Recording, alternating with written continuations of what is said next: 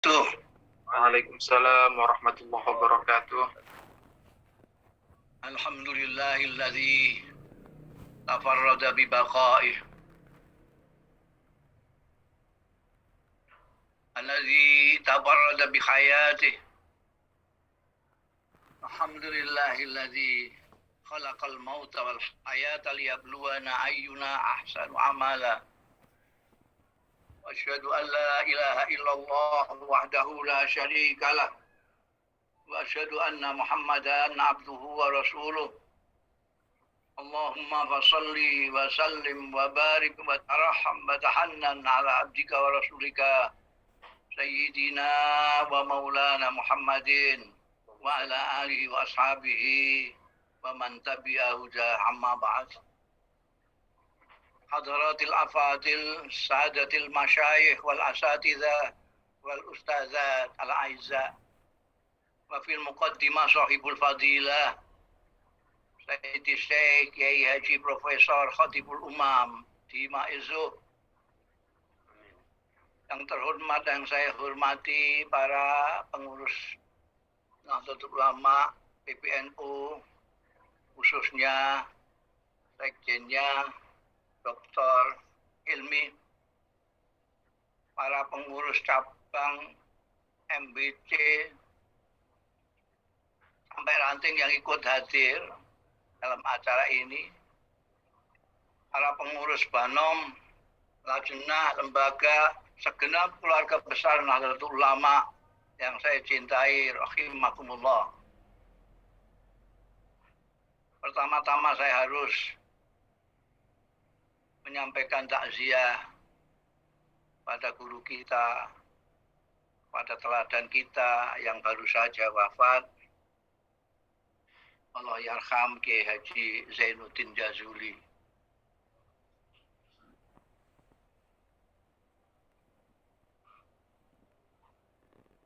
Bila sungkawa saya sampaikan kepada seluruh santri pesantren, seluruh warga Nahdlatul Ulama, seluruh umat Islam, seluruh bangsa Indonesia. Azamallahu ajrakum wa ahsana azaakum.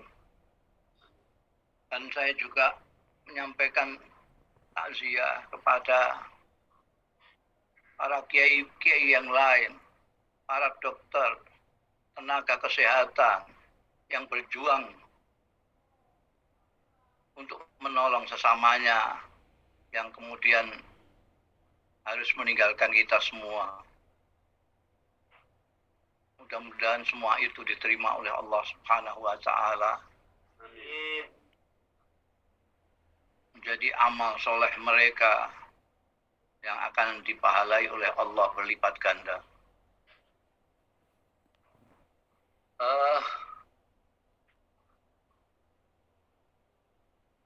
Saat ini kita semua prihatin karena setiap kita membuka sosial media, apakah itu Facebook, Twitter, Instagram, WA, isinya innalillah terus. Sampai tadi ini guru kita Kiai Zainuddin Jazuli. Jadi saya melihat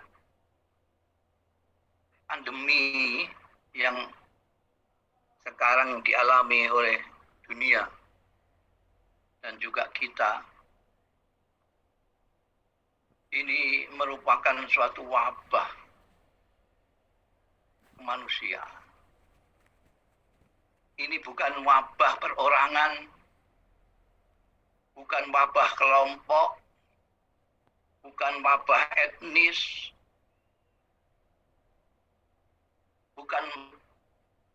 bahkan bukan wabah agama, negara, ataupun bangsa. Ini adalah wabah kemanusiaan. Hanya orang yang tidak pernah mendengar informasi atau istilahnya anak sekarang tidak pernah piknik, yang tidak merasakan adanya pelajaran besar dari Allah Subhanahu wa Ta'ala. Saya memandang pandemi atau COVID-19 ini merupakan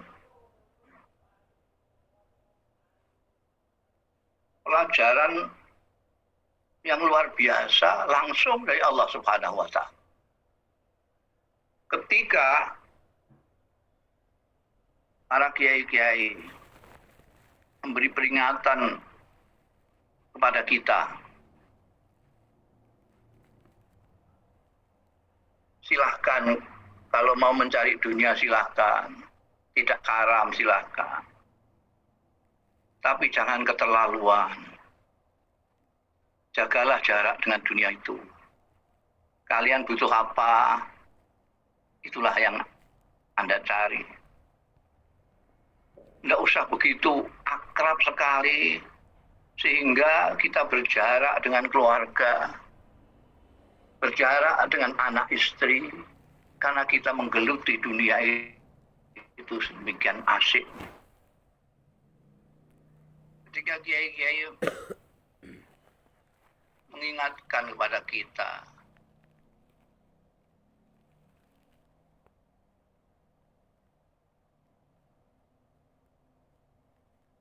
sedang-sedang sajalah di dalam menyikapi dunia. Kita tidak mendengarkan. Kita sibuk sehari-hari itu hampir semua untuk urusan dunia. Bahkan ibadah yang seperti sholat yang merupakan imaduddin itu sambilan selama ini. Kalau kita sedang bicara bisnis sama kawan kita bilang sama kawan itu, sebentar ya, saya mau sholat sebentar. Tunggu, saya mau sholat sebentar. Dan cuma sebentar. Karena ditunggu bisnis.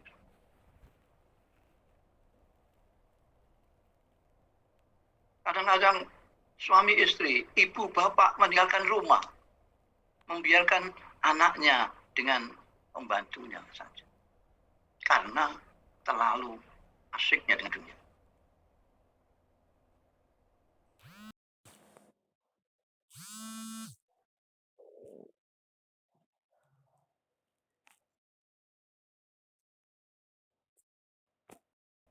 Kita harus berjarak dengan dunia. Dan kita mulai tertatih-tatih meninggalkan keakraban kita dengan dunia. Kita menjadi dekat dengan keluarga. Kita menjadi asik dengan istri, dengan anak kita. Dipaksa. Saat ini kalau kita pandang pandemi ini sebagai, kalau tadi sebagai pelajaran, kalau sebagai ajaran, ini apa yang diajar dan apa kita harus mengikhtiarkan.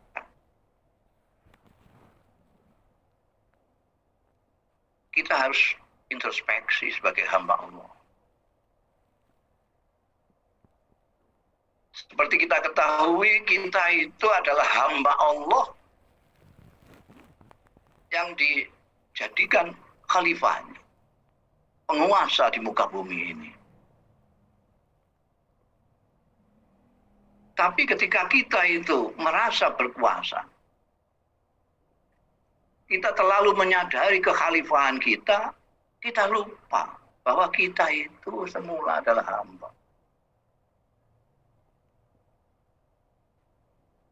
Kita itu hamba. Hamba yang ditugasi untuk menjadi penguasa bumi. Lalu kita semena-mena terhadap bumi yang diserahkan kepada kita tanpa. Ini saya sangat menghargai dan salut dengan PBNU dan terutama TVNU yang biasa mengadakan istighosah ini kepada Allah, ini tanda bahwa kita memang sedang merasa bersalah. Kita sedang menzalimi diri kita selama ini. Selama ini kita anggap kita itu hanya hamba Allah sendiri. Orang lain kita anggap bukan hamba Allah. Maka saya tadi mengatakan ini adalah wabah kemanusiaan, bukan wabah kelompok. Selama ini dunia kita hanya kelompok kita, hanya kawan kita, hanya etnis kita, hanya agama kita, hanya organisasi kita. Orang lain tidak anggap manusia. Kita membaca sholawat sudah benar, karena itu menurunkan rahmat dan menjadikan malaikat-malaikat mendoakan kita. Kita beristighfar, itu bagus, karena istighfar itu menolak siksa Allah. Cuma kadang-kadang kita berselawat, kita beristighfar, itu yang teringat adalah khasiatnya selawat, khasiatnya istighfar. Mestinya istighfar itu, memohon ampun itu, ya meraba dosa kita. Seperti halnya nenek moyang kita, Adam dan Hawa, ketika merasa berdosa, telah melanggar larangannya Tuhan, mereka berdua mengatakan, inna zalamna anfusana lam taghfir lana lanakunanna minal khasirin. Ini perlu kita baca dengan merasapi dosa-dosa kita. Inna zalamna anfusana fa illam taghfir lana lanakunanna minal khasirin. Ini kuncinya. Seperti juga Nabi Yusuf. Tidak ada orang yang sumpeknya, gelapnya seperti Nabi Yunus. Sampai disebutkan zulumah. Gelapnya itu berlapis-lapis. Gelap karena beliau ada di perut ikan. Ditambah gelap karena ikan itu ada di lautan, di dalam lautan. Ditambah lagi pada waktu itu hujan deras. Ditambah lagi pada waktu itu malam. Jadi zulumah. Apa yang dibaca? Tasbih. Kita tahu la ilaha illa anta subhanaka inni kuntu minaz zalimin. Kira-kira kalau kita bandingkan kezaliman kita terhadap diri kita sendiri, kita bandingkan dengan Nabi Adam dan Nabi Yunus, kira-kira sebanding apa tidak ini?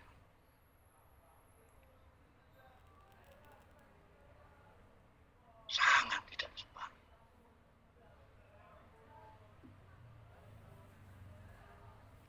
Dosa kita ini sudah sampai menyakiti hamba-hamba Allah. Tidak hanya menzalimi diri sendiri, tapi menzalimi saudara-saudara kita yang notabene itu adalah hamba-hamba Allah. Kita mengabaikan dawuh Al-Quran, mengabaikan dawuhnya Kanjeng Nabi Muhammad Sallallahu Alaihi Wasallam. Setiap saat kita mendengarkan, membaca sesama umat Islam, bukan dengan orang lain, sesama umat Islam. Saling mencaci, saling hibah, saling fitnah. Dan itu menjadi kaprah seolah-olah tidak dosa dan bukan dosa besar. Dan kita seperti menikmati itu. Ini zalim kita sudah terlalu. Kita lupa bahwa dawuhnya Kanjeng Nabi, kullukum min Adam, wa Adam min turab.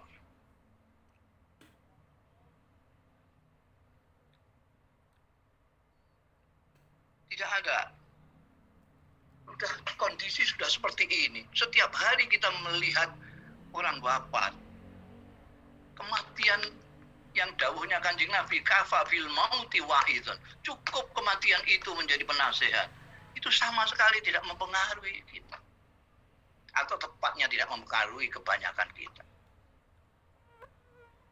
Oh iya, innalillahi wa inna ilaihi raji'un. Moga husnul khatimah. Rabbana atina, Rabbana fil aku. Sudah siap. Seolah-olah yang mati orang lain, kita tidak. Kita masih berkelahi.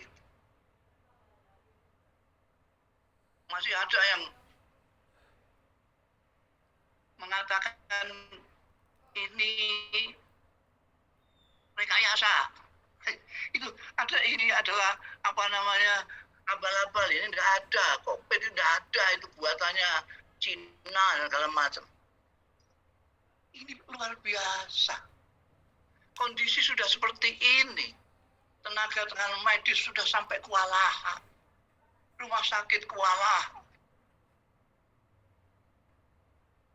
Orang menguburkan orang sampai kewalahan. Ini masih sempatnya berkelahi. Ini luar biasa bebal. Luar biasa bebal. Dan ada yang menjadikan wabah ini, apakah itu namanya musibah, apakah itu namanya pelajaran, itu ada yang menggunakan ini untuk cari dunia itu juga.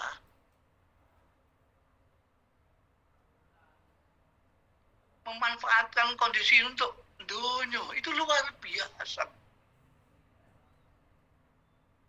Ada yang menggunakannya itu untuk menghantam apa namanya, pihak. Mereka mengatakan pihak sebelah. Sekarang ada istilah pihak sebelah. Tidak tahu yang sebelah itu siapa. Kita menggunakan mereka dan kami. Mereka dan kami.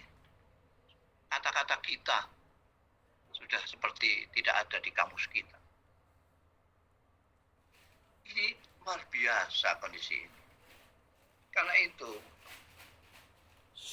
pada malam ini, ketika kita tazarruk kepada Allah Ta'ala, tazarruk kita harus sebagai hamba Allah yang merasa menzalimi diri kita sendiri.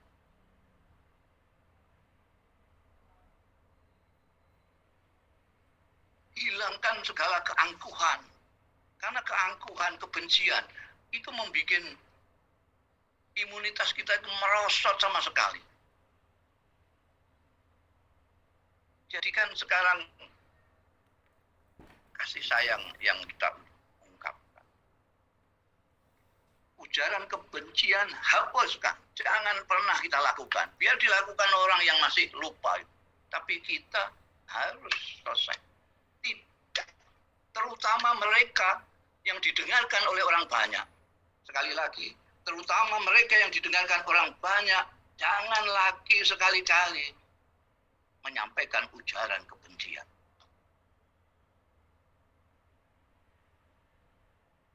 Karena ujaran kebencian ini dibenci oleh Allah Subhanahu wa Ta'ala.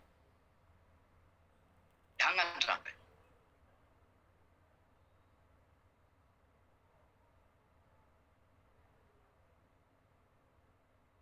Kita gembirakan diri kita, karena itu meningkatkan imunitas. Kita prihatin, tapi kita tetap optimis kepada Allah Subhanahu wa Ta'ala. Seperti kata Dr. Helmi tadi, kita husnuzan kepada Allah Subhanahu wa Ta'ala. Gusti Allah ini sayang kepada kita, maka kita ditegur, maka kita diperingatkan. Kalau peringatan ini terlalu keras, karena memang kelupaan kita itu sudah sangat lama. Keberanian kita terhadap kebenaran, terhadap kejujuran, terhadap Allah Subhanahu wa Ta'ala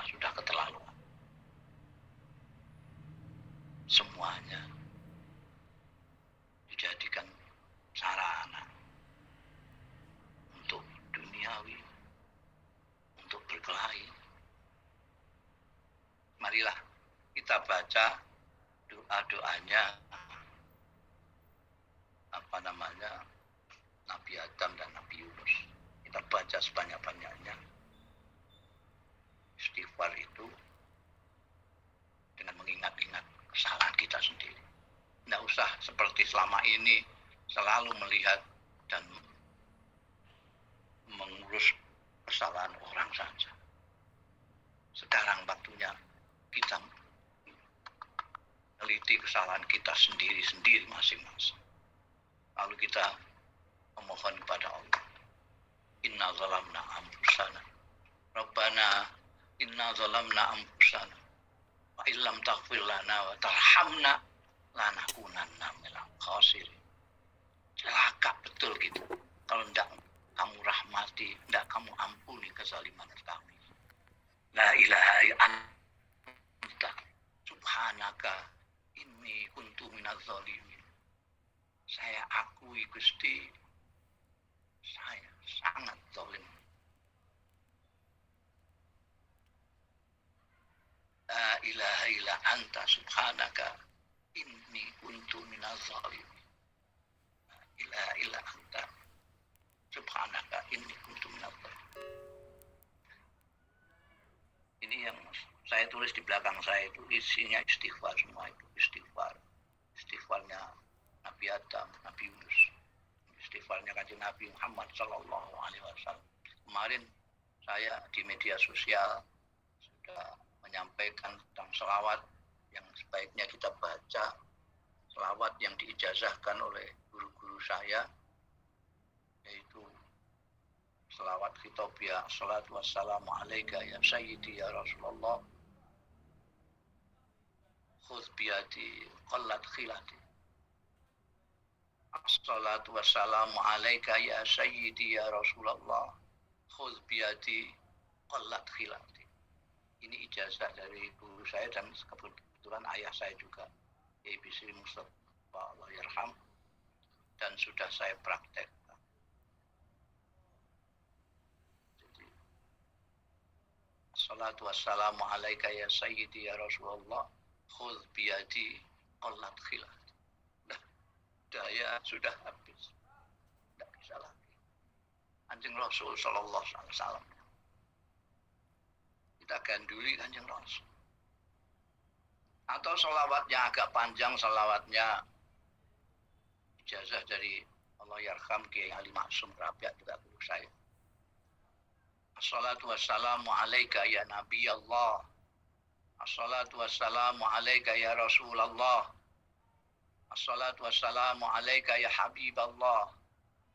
Assalatu wassalamu alaika ya Safiyallah. Assalatu wassalamu alaika ya sahibas syafa'ah. Ya sahibas syafa'ah. Atau kalau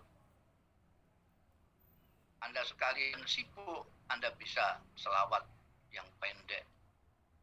Saya dapat dari Lirboyo, Kiai Marzuki dan Kiai Mahrus.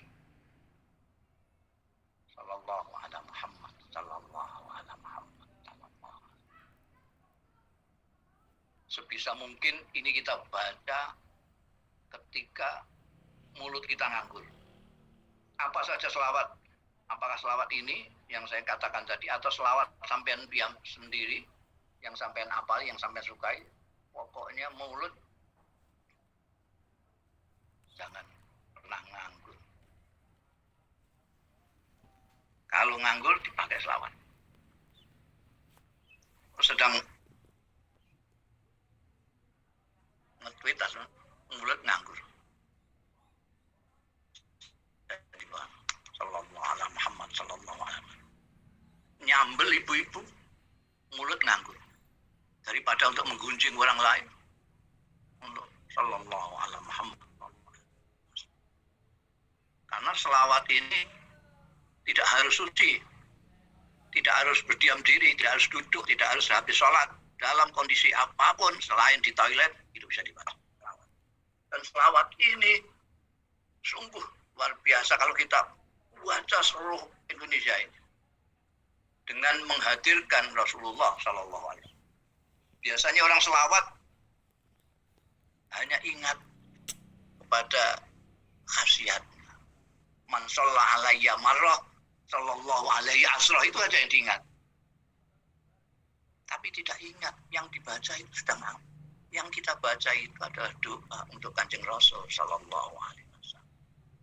Jadi ketika salat, selawat kepada Nabi Muhammad sallallahu alaihi wasallam, kita itu sudah menghadirkan Rasulullah sallallahu alaihi wasallam. Allah berfirman, Tuhan tidak akan menyiksa mereka. Wa anta fihim, selagi engkau Muhammad ada di tengah-tengah mereka. Abu Jahal tidak disiksa ketika masih di Mekah, tapi ketika dia ke Madinah, ke Badar, mulailah dia hantam oleh malaikat. Jadi terusnya ayat itu, jadi dua yang menangkal siksa itu. Pertama, Kanjeng Nabi Muhammad. Yang kedua adalah istighfar. Wahum yastaghfiru. Mereka istighfar. Karena itu istighfar dan selawat ini jangan pernah putus kita laksanakan. Jangan malam ini saja. Jangan malam ini saja. Setiap saat. Setiap saat. Insya Allah kita husnuzon, Allah subhanahu wa ta'ala akan mengangkat corona ini dan akan mengembalikan rahmatnya kepada kita, bangsa Indonesia pada khususnya dan umat manusia pada umumnya. Kita betul-betul obat, kita betul-betul apok dengan perilaku kita yang selama ini. Kita berjanji tidak akan zalim lagi, tidak akan zalim lagi, tidak akan menganiaya orang lain ataupun diri kita sendiri. Saya kira itu sekali lagi kita sampaikan penghargaan kita kepada para dokter, para tenaga kesehatan yang berjuang di garis depan untuk saudara-saudaranya yang terkena, juga mereka yang ikut sibuk mulasoro pemulasaraan jenazahnya korban-korban COVID ini. Kita doakan mudah-mudahan diberi tambahan kekuatan Allah Ta'ala lahir dan batin. Kita doakan juga saudara-saudara kita yang sekarang sedang terpapar corona segera diparingi kepulihan sehat walafiat kembali. Kita doakan semua para pengurus-pengurus, orang-orang yang ngurusi urusan umat ini diberi kekuatan juga lahir batin agar mereka bisa menjalankan tugas-tugasnya dan amanahnya dengan baik. Kita doakan Allah membantunya dengan taufik hidayahnya. Demikian kurang lebihnya, mohon maaf dan terima kasih sekali lagi kepada PBNU dan TVNU yang memberi kesempatan saya untuk ikut bergabung dalam acara silaturahmi yang bagus ini. Sekian, wallahu yuwaffiquna ila ma fihi khairul Islam wal muslimin wa khairu nahdlatul ulama wan nahdin wa khairu Indonesia wa Indonesia. Astaghfirullahaladzim li wa lakum wal afu minkum. Wassalamualaikum warahmatullahi wabarakatuh.